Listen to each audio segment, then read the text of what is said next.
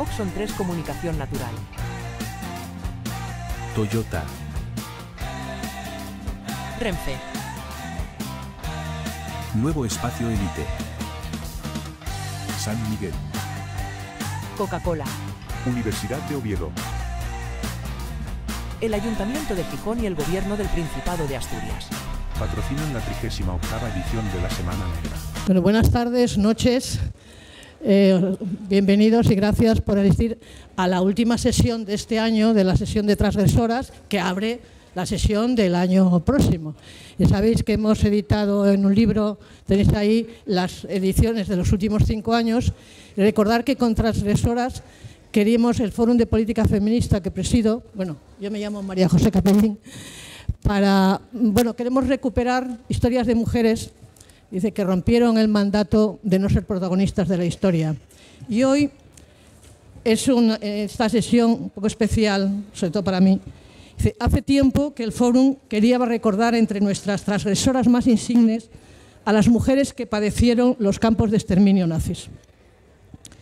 Este año se cumplen 80 de la liberación de los campos y del descubrimiento ante el mundo, de lo que ya no podía ignorarlo, del horror que ocultaban.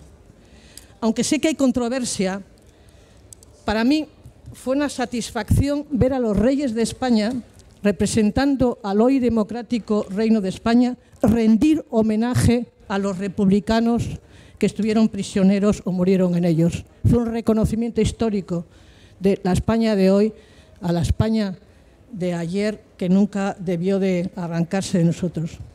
Hace tiempo, en un memorial que visité, en un campo había unas grabaciones de diferentes supervivientes y había una mujer que decía en un tono muy irritado, dice, ¿que es muy duro hablar de esto? Vale, si nosotros lo vivimos, vosotros tenéis la obligación de escucharlo, podéis escucharlo. En el año 85, con motivo del aniversario de la Segunda Guerra Mundial, tuve la oportunidad de representar a España en un encuentro de mujeres de los 60 países que habían sido, de alguna manera, afectados, que habían padecido la guerra. En ese encuentro tuve mi primera experiencia en un campo de concentración y exterminio nazis. Fue la visita al campo de Ravensbrück, destinado a las mujeres y niños.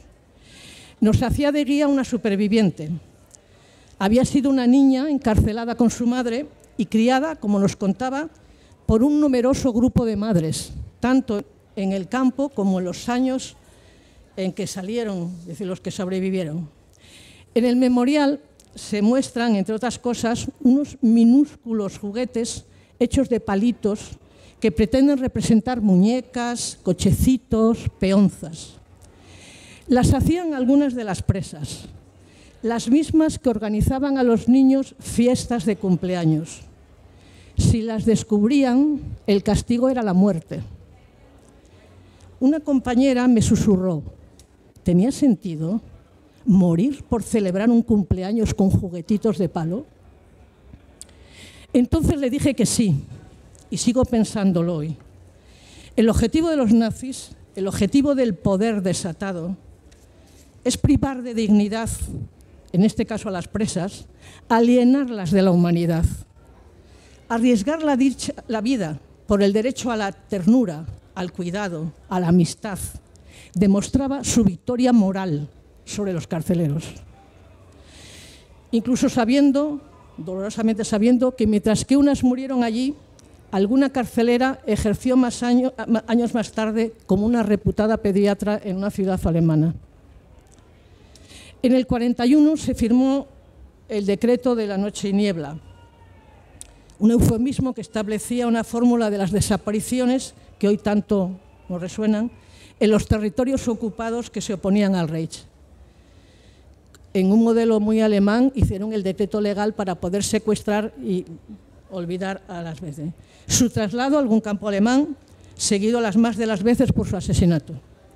La segunda mitad del siglo XX nos volvió a traer el horror en Argentina, en Camboya, en Israel, en el Congo, etc. Son los desaparecidos. Las mujeres en Ravensbrück se organizaron, de nuevo con riesgo a sus vidas, para hacer saber a las prisioneras que llegaban siempre en la noche, decreto de la niebla y la noche, que las mantenían aisladas y después asesinadas, que sabían que estaban allí, que no estaban solas, que no iban a morir solas. Hacían turnos para quedarse despiertas, perdona que sí me emociono, para quedarse despiertas para que el ruido de los coches en la noche las alertara. En ese caso, había una edición que daban golpes en las gallerías o pasaban y hacían ruido, se caían delante de las zonas donde pensaban que estaban las presas, de manera que las que estaban encerradas supieran que alguien sabía que estaban allí. Hay una larga lista de recuerdos de las víctimas. Por ejemplo, yo siempre he recordado una campesina albanesa de 64 años que fue allí ejecutada.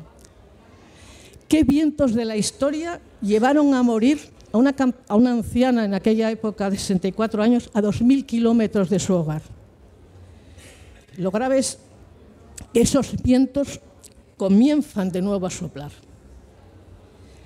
Hay una línea en ese memorial sobre la que he pensado una y otra vez en estos años y que me afecta y sigue afectándome muchísimo. Solo dice esto: una mujer que llegó en la noche y hablaba español.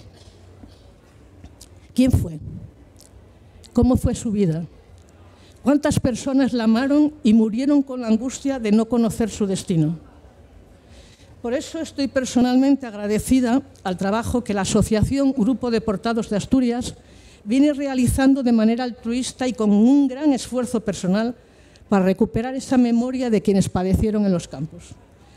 Han establecido bibliografías, contactado con parientes de distintos países, recuperado recuerdos, establecido redes, reconstruido y escrito biografías con el objetivo de que su nombre no se borre de la historia. Recordando la frase del Talmud, es decir, mientras se mantenga su nombre no habrá muerto del todo. Fruto de su actividad son los Stolpersteine, que no sé cómo se pronuncia, esos adoquines de la memoria que se colocan delante de las casas en que vivieron las personas deportadas, que están hoy en toda Europa, y que permiten que, aunque sea durante un segundo, miles de personas cuando asisten por la calle y las ven, las recuerden. Sepan que aquí vivió alguien que fue deportado y a veces murió en los campos. Esther Martínez, que ha tenido la gentileza de aceptar la petición del Fórum y venir a hablarnos de las mujeres asturianas deportadas, es miembro de ese incansable grupo. Esther es bibliotecaria de Las Regueras, que es una manera de decir que es una guardiana de la memoria de la humanidad, depositada en sus estantes, archivada, prestada, promocionada con sus libros. Además del trabajo de deportados, Esther investiga para dejar constancia de la historia de su comarca, especialmente la historia de sus gentes. Milita en la Asociación de Mujeres Campesinas y Mujeres de Las Regueras. Vamos a escucharlas y además nos va a hacer regalo que también está aquí la hija de Olvido Fanjul, una de las deportadas, que nos podrá, la hija y el nieto, es decir, que podremos escuchar. Gracias, Esther.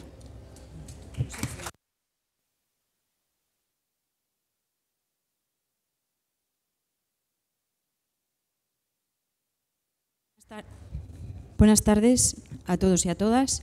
Bueno, la primera aclaración, el Grupo Deportados somos un grupo sin constituir legalmente.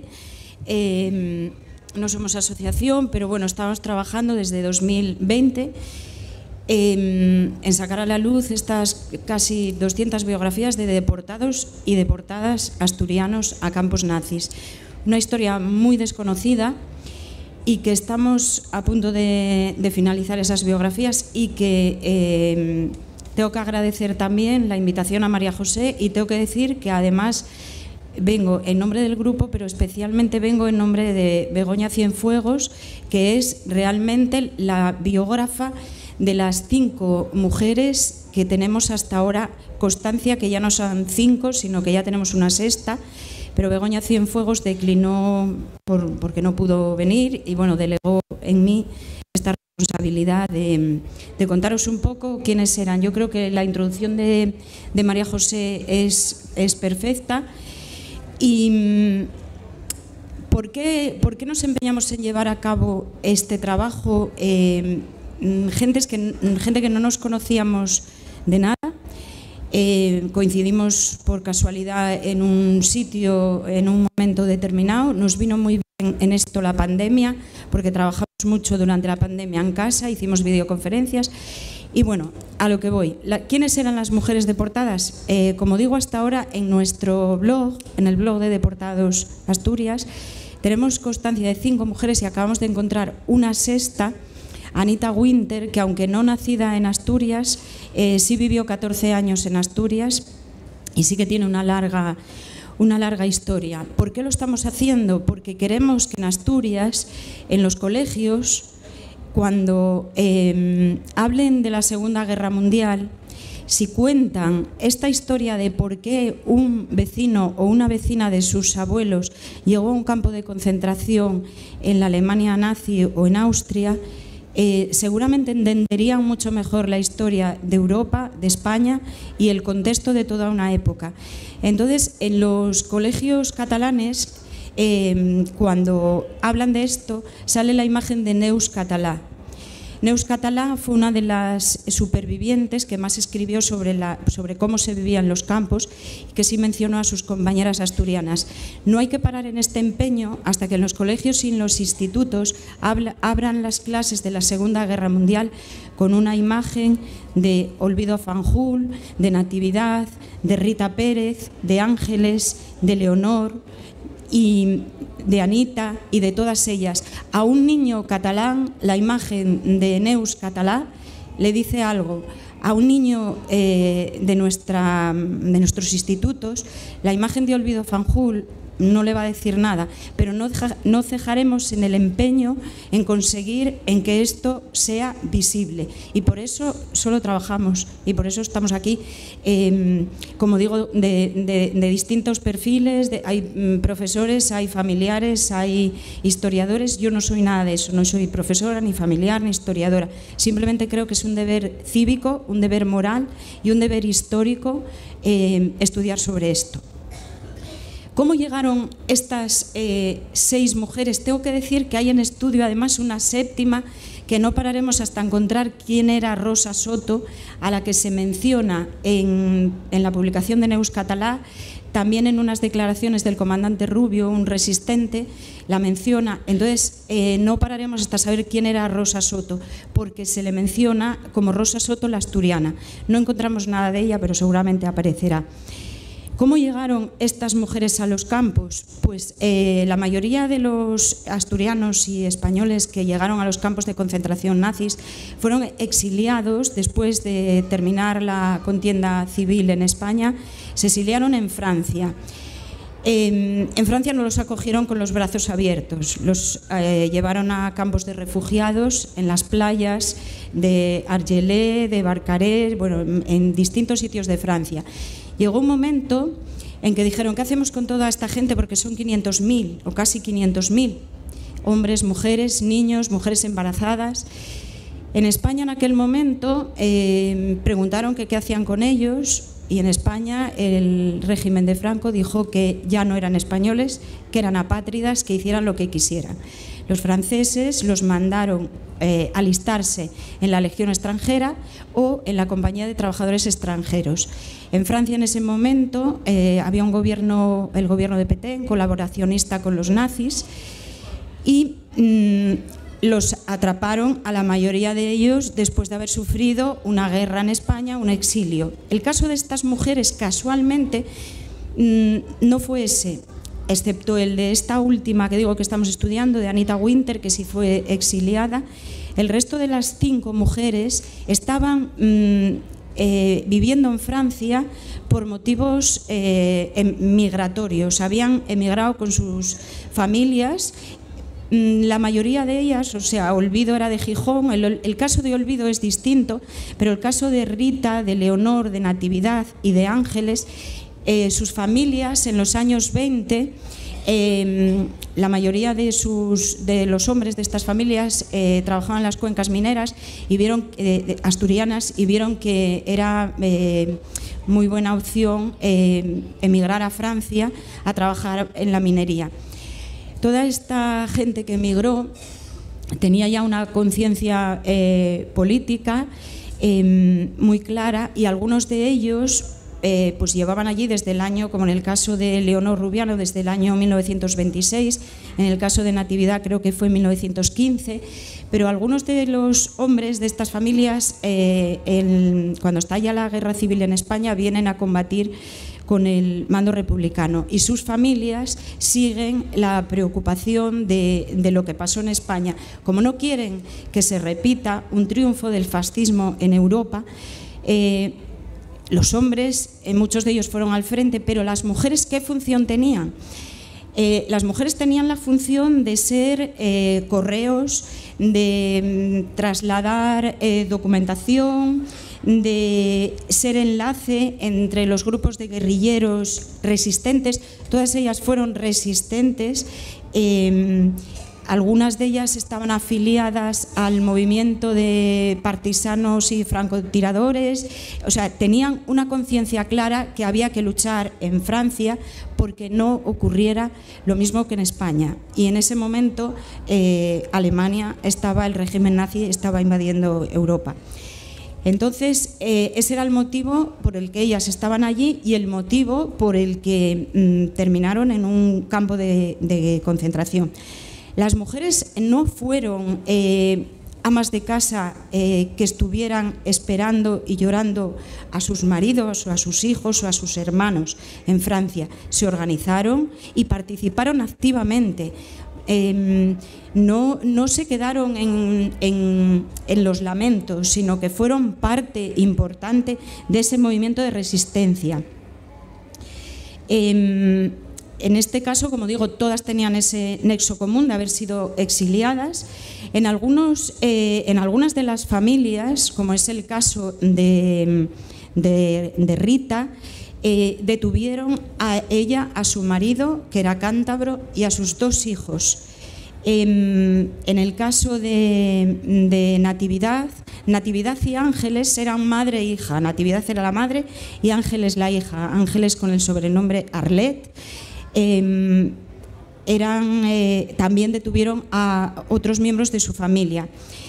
El caso de Olvido Fanjul es distinto porque Olvido trabajaba aquí en una empresa textil gijonesa. Olvido era de la Calzada y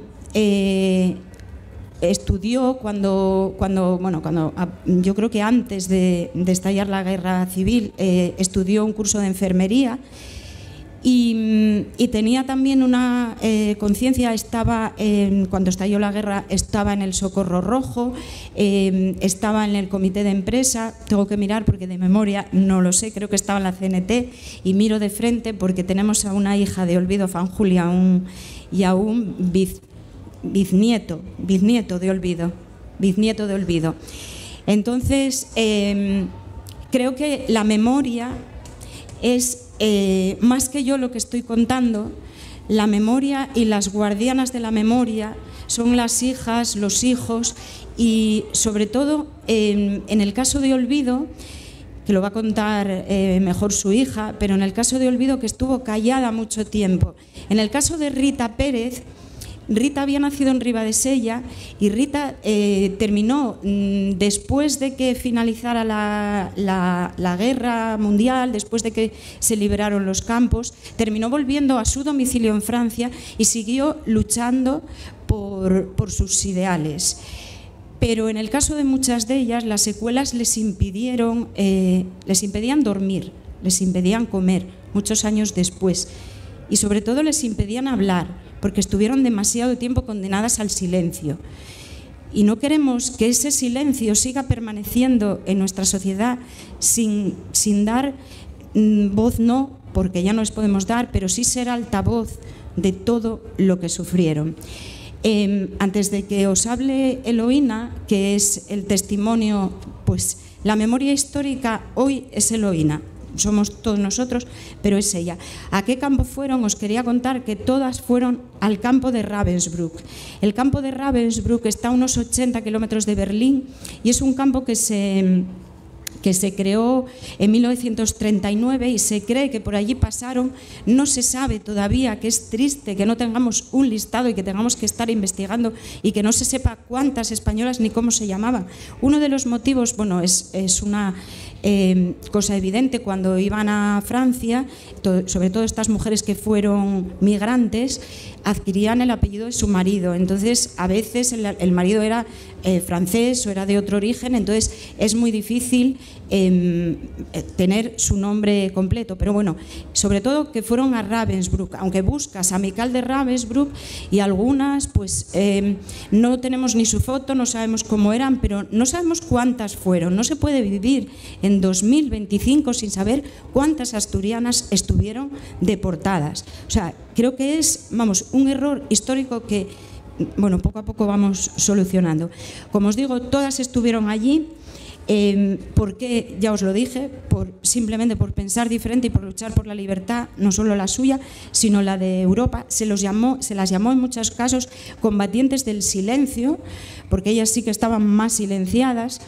Luego tenían, el ser mujer en un campo de concentración era lógicamente mucho más difícil que ser un hombre. Precisamente tenían castigos por ser mujeres. Lo de raparse el pelo era por quitarles su rasgo de identidad femenina. Pero había un problema que hay que decir claramente. No tenían para lavarse cuando tenían la menstruación. Perdían su dignidad hasta el punto de dejar de ser como ellos. Dejaron de ser hombres para ser número, pero ellas, por su género, por razón de género, evidentemente fueron muchísimo más castigadas. Entonces, cuando llegan a ese campo, sufren, como dijo María José, todo tipo de atrocidades hasta lo impensable. Cuando empezamos a estudiar este tema o a investigar este tema, nos dimos cuenta que todas las películas que podáis ver de nazis en la tele o los libros que podáis leer de nazis no tienen nada que ver. La realidad fue muchísimo más superior. Es impensable todos los castigos que sufrieron. ¿Qué hacían? Las ponían a trabajar 12 horas, 15 horas extenuadas, y cuando no servían para trabajar iban a unas cámaras aparte que eran la antesala de la muerte. Tenemos la suerte, entre comillas, de que todas nuestras mujeres, menos Leonor Rubiano, sobrevivieron. Sobrevivieron a base de, como decía María José al principio, de esa sororidad, eso, ayudarse entre mujeres, que incluso algunas cogían flores, que no sé cómo encontraban una flor, y cuando era el cumpleaños de una compañera se la ponían en la cama. Esos detalles podían costarles, como bien dijo ella, la muerte. Pues la única que no sobrevivió de las 5, Rita, Leonor, Olvido, Natividad, Ángeles, Anita y Rosa, que sí sobrevivió, no sobrevivió Leonor Rubiano. Leonor Rubiano era una chica de Mieres, como os digo, migrante con su familia, que también trabajaba en una fábrica textil. Su hermano creo que vino al frente y se debilitó tanto porque no querían comer, había que tener una fuerza moral superior, no quería comer, pero encima sus pulmones estaban mal y no la cuidaban, hasta que se dieron cuenta que era tuberculosa. La llevaron a la antesala, como digo, de la muerte, a una cámara donde estaban sin ventilación, sin asistencia médica, sin limpieza, durmiendo de 3 en 3 en literas hasta el techo, hasta que cuando ya iba a morir la llevaron a la cámara de gas, porque sí, muchos asturianos y muchas asturianas murieron en la cámara de gas. Entonces, yo creo que tengo que ceder la palabra a Eloína Fanjul. Tengo que decir que hace un mes y medio, estuvimos en el campo de concentración de Mauthausen y en el castillo de Arnhem, donde pudimos ver de primera mano los sitios donde fueron asesinados y asesinadas nuestros compatriotas. Entonces, yo creo que Eloína fue una de las que hizo el viaje. El viaje fue promovido por el Principado. Tengo que agradecer también a Memoria Democrática del Principado, que estamos dando la turra desde el grupo de deportados, pidiendo un montón de cosas que están cumpliendo poco a poco, entre ellos la colocación de Stolpersteine, unos cuadraditos que veis por los sitios donde hubo un deportado. En Asturias ya hay un montón. El primer ayuntamiento que se hizo cargo de ello fue el Ayuntamiento de Gijón. Tenemos por aquí a la exconcejala, a Salomé Toral, que fue la primera concejala que se ocupó de este tema en un ayuntamiento. Ahora están todos los ayuntamientos siguiendo ese ejemplo. Y, como digo, Memoria Democrática organizó este viaje donde fuimos a poner una placa en memoria de todos ellos y ellas. Y vimos que había cientos de placas de todos los pueblos, de todos los países, de todo. Entonces, ya sin más, doy la palabra a Eloína, que ella fue hija, como os digo, de Olvido Fanjul. Quedan 3 minutos. Que te quedan 3 minutos. Y que como nos quedan 3 minutos, lo va a contar en 3 minutos. Bueno, buenas tardes. Ante todo quiero agradeceros a todos ustedes su presencia y, como no, aquí a las camaradas, a todas las personas que trabajan duramente para que la memoria de todas esas personas, hombres y mujeres, no quedan en el olvido. Bueno, pues yo soy la hija de Olvido Fanjul Camín. Mi madre salió del puerto del Musel en el famoso barco con dirección a la antigua URSS. Cuando llegó a la URSS, pues separaron a los niños en distintas edades y eso, y mi madre fue destinada, porque mi madre no era una niña, mi madre ya era adulta cuando fue de cuidadora. A través del tiempo conoció a un chico, se enamoró, cayó embarazada. Cuando los alemanes cercaron Leningrado, mi madre, con otras personas evidentemente, fue detenida y la llevaron a la prisión de Tallinn, en Estonia. Mi mamá en estos momentos estaba embarazada, dio a luz en la prisión, le quitaron a su bebé, nunca más supo nada de su bebé ni de su marido, de su pareja. En la actualidad no sabemos si el bebé vive, si lo adoptaron, si no sabemos nada de nada de nada. Bon, estuvo en la prisión año y pico. Después la llevaron al campo de concentración de mujeres. Es el único campo que había de mujeres en Ravensbrück. Lo que decía la compañera, está a 80 kilómetros aproximadamente de Berlín. Pues ahí sufrió, como las demás compañeras, toda clase de atrocidades, de golpes, de hambre, de frío, de trabajo duro. Mi mamá acababa de quitarle a su bebé y le habían dicho que había muerto. Pues mi mamá perdió las ganas de vivir, de todo. Mi mamá se quería morir, en una palabra. Gracias a la solidaridad de sus compañeras, que hoy día no sabemos lo que significa la palabra solidaridad, nos queda un poco lejos a todos en general. Gracias a esas mujeres, lo poco que tenían para comer o lo nada que tenían para comer, a mi madre le tapaban la nariz y le cogían las manos. Eso está escrito por Neus Català en un libro.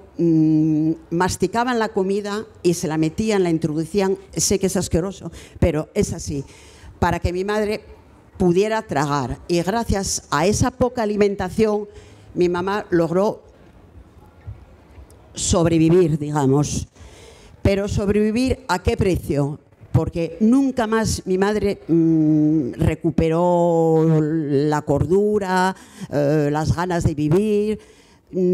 Siempre padeció lo que decíamos antes de los nervios, siempre padeció unas depresiones terribles, siempre recordando a sus compañeras, las cámaras de gas, la tortura, el frío, el hambre, el trabajo forzado, los golpes. Siempre quedó grabado en su memoria y en su mente.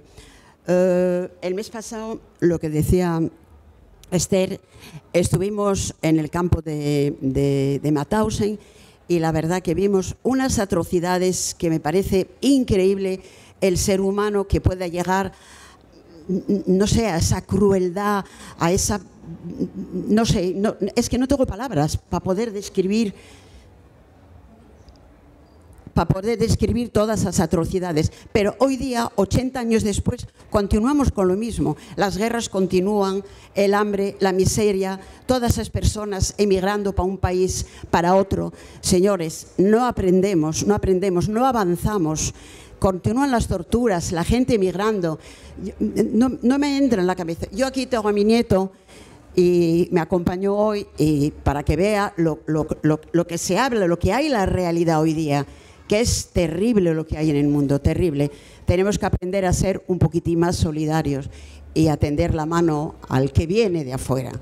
Yo no nací aquí en España y, señores, en el 63, cuando mis padres vinieron o volvimos para aquí, para España, puedo garantizarles que las pasamos canutas, canutas, canutas, de desprecio de la familia, de las amistades de mis padres, y es el día de hoy que continuamos siendo los rojos, los comunistas, los deportados, los exiliados, seguimos siguiendo y teniendo desprecios. Muchas gracias por escucharme.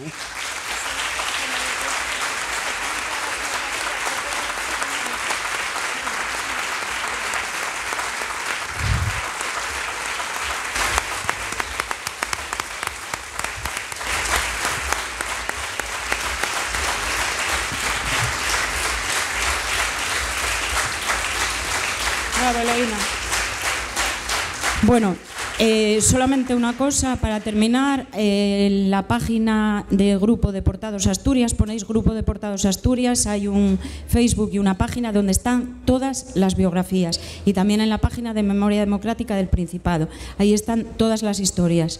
Yo creo que es importantísimo saberlo. Nada más. Debería ya por último, efectivamente, como decía esta superviviente, si ellos lo vivieron, nosotros tenemos que contarlo. Oxon 3 Comunicación Natural. Toyota. Renfe. Nuevo Espacio Elite. San Miguel. Coca-Cola. Universidad de Oviedo. El Ayuntamiento de Gijón y el Gobierno del Principado de Asturias. Patrocinan la 38ª edición de la Semana Negra.